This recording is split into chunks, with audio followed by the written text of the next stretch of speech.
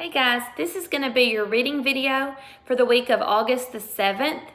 This week we're going to be continuing to talk about some things that we discussed last week. If you remember last week, we talked about plants and animals and living things. We talked about how living things get what they need in order to survive. And one of the stories that we read was about penguins and their habitat. And we learned some facts about different kinds of environments. And this week we're going to continue on that study. And so in your reading booklet for this week, we're going to be looking at the story Habitats and habitats that are around the world. And so we're going to be visiting these pages in our book later this week, and we're going to be talking about different kinds of habitats and the different organisms that live in each habitat. And we talked about last week that it's important that living things adapt so they can fit into their environment. And so as we look at each different habitat, we're going to be talking about the animals that live there and the plants and the adaptations that they have that help them to survive in that type of environment. As we talk about habitats, I want us to also think back to our story from last week when we created pictures in our mind. If you remember, I told you that good readers make a picture in their mind as they read. And so before we begin to read, it's a good idea to stop and look at the pictures and the title of the story and think about what that story might be about. Maybe think about what the author's purpose is for writing that story. And so as we do that, we're creating a picture in our mind. Good readers make a picture in their minds to help them understand the story. We can do that before we read. We also need to do that as we read.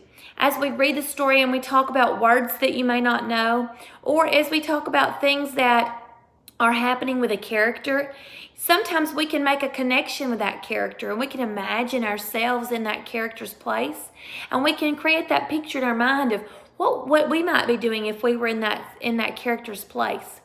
And we might be thinking about what choices we might make or what we would do next. And that helps us to predict what the character would also do. All of these things gives us clues about helping us to understand the story a little bit better. And so when we read, we want to think about things in our mind and create a picture in our mind of the story as it's happening and the characters as they do different things.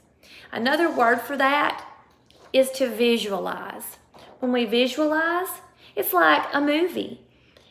The image in your head should change as you read or listen to the story. So you're playing those pictures over in your mind. You're visualizing. You're creating those images of those characters and the things that are happening in the story. Another thing that is important is to pay attention to all the details that the author gives you.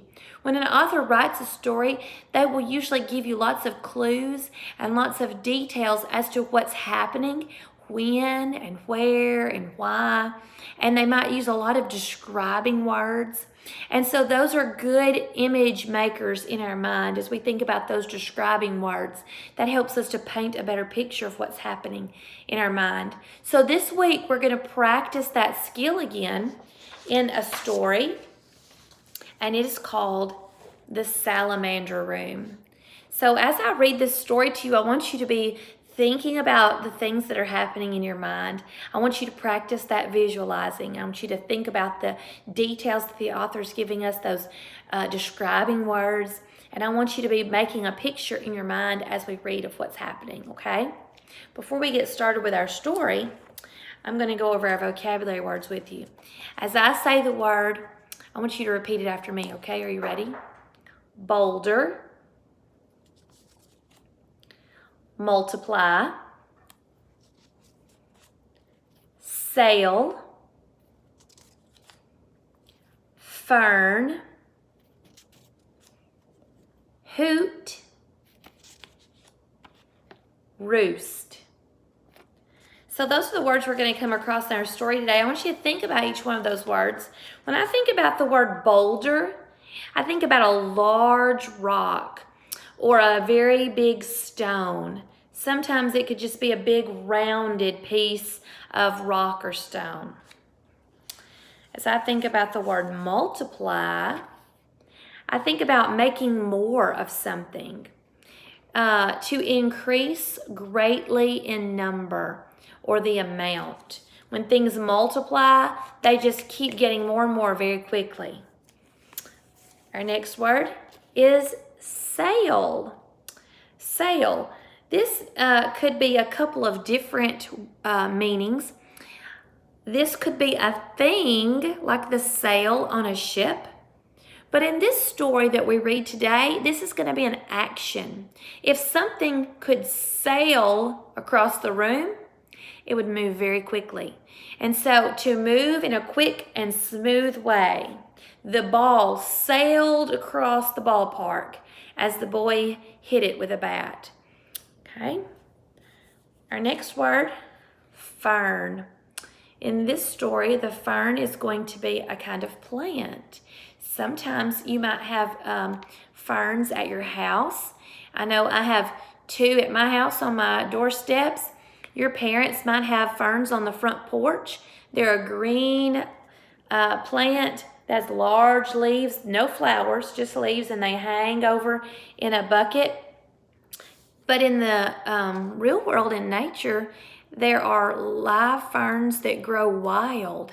And so usually it's a wet environment, and you'll find those in the forest, in a cool, wet area.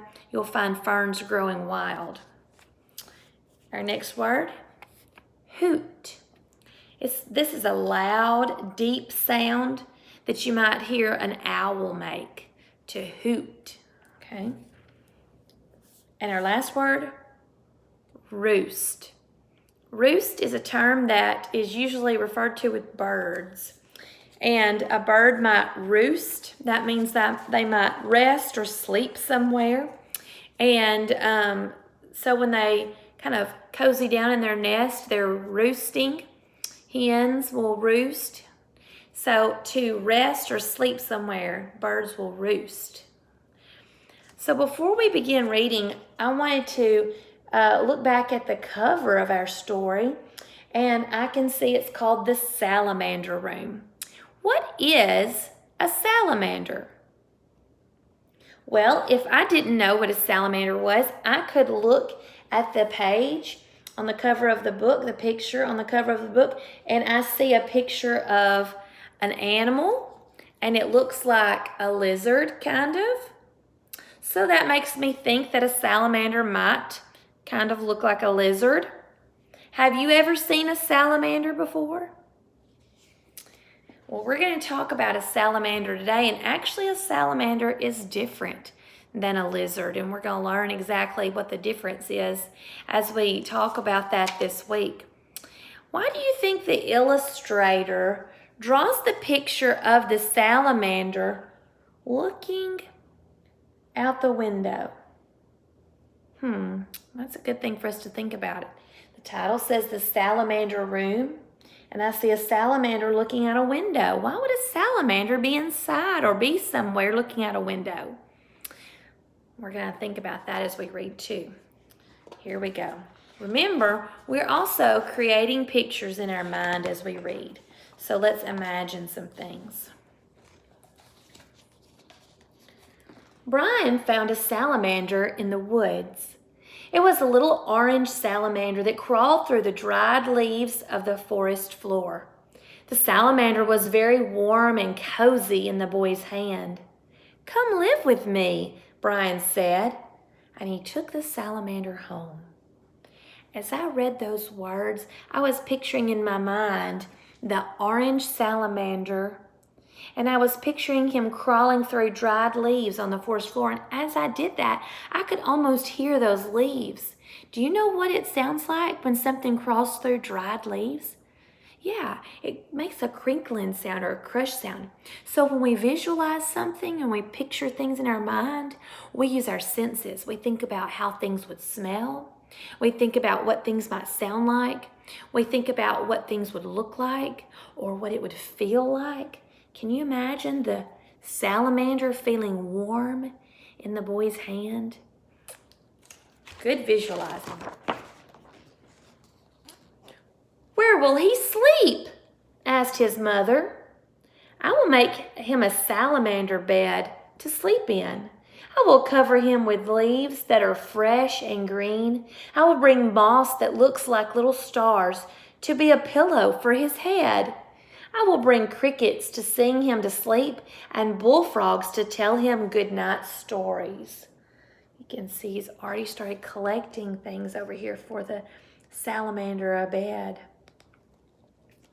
Can you picture in your mind what it would look like to have a salamander living in your room with all of those leaves and crickets and bullfrogs? And when he wakes up, where will he play? I will carpet my room with shiny wet leaves and water them so he can slide around and play. I will bring tree stumps into my room so he can climb up the bark and sun himself on top. And I will bring boulders that he can creep over. There's that vocabulary word, boulders. What do you think might happen to wet leaves if we left them in your room? Might get a little gross, mightn't it? But he will miss his friends in the forest, said his mother. I will bring salamander friends to play with him. Look at the little salamander looking out the window. How do you think that salamander might be feeling? I think he might be a little lonely, don't you? They will be hungry. How will you feed all of them? I will bring insects to live in my room, and every day I will catch some and feed the salamanders. I will make little pools of water on top of boulders so they can drink whenever they are thirsty. See them drinking water.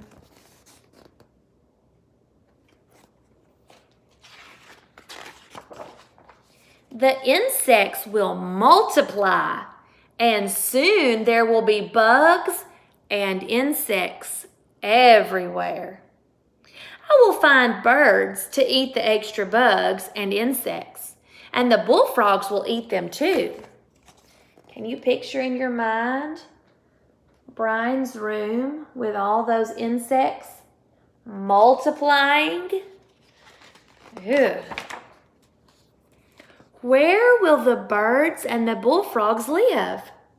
I will bring trees for the birds to roost in and make ponds for the frogs. What's happening to his room? I'm starting to think that might not be a good idea. What about you? Birds need to fly. We can lift off the ceiling.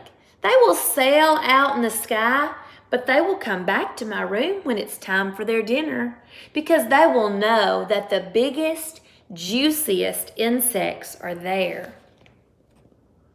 Can you picture in your mind right now? Let's create a mental image of Brian's insects. He said that they are the biggest and the juiciest. In my mind, I'm thinking of a big, fat, slimy worm. And so as I think about that, I can think about what might be in his room. But the trees, how will they grow? The rain will come through the open roof, and the sun too. And vines will creep up the walls of my room, and ferns will grow under my bed. There will be a big white mushroom and moss like the little stars growing around the tree stumps that the salamanders climb on.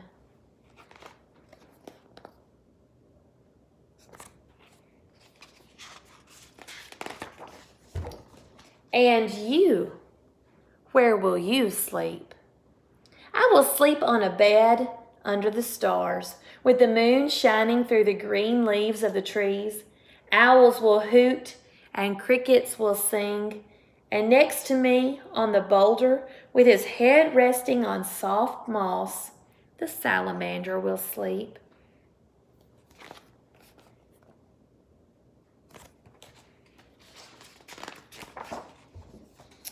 Look at him all snuggled in. That's the end. What are you thinking about Brian's room? I think he had an answer for everything his mom asked him, didn't he? Maybe not so realistic, but he had a big imagination. You know, Brian soon found out that taking care of a little salamander wasn't as easy as he thought. And so there were lots of things that salamander would need in order to survive, right? You know, as we read, I was able to think about some of the things that Brian talked about bringing into his room.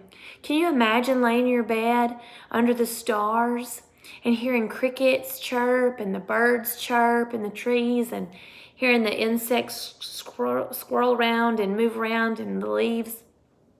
You know, as we think about making a picture in our mind, it helps us to understand the story a little bit better. And when we think about that, we want to think about our senses. What would you see? What would you hear? What do you feel? Maybe the things that you would taste. In this book, we didn't really taste anything. But as we were thinking about those characters and the actions that they did, we were able to create a picture in our mind of what his room might be like. And that helped us to better understand Brian and the story and as it was happening. I'm thinking about, you know, if I could have any kind of environment growing in my bedroom, it might be the ocean, because I love to visit the beach and the ocean. What would you have? If you could have any kind of environment growing in your room, what do you think that might be like? I think that would be lots of fun, but it would also create a big mess, wouldn't it?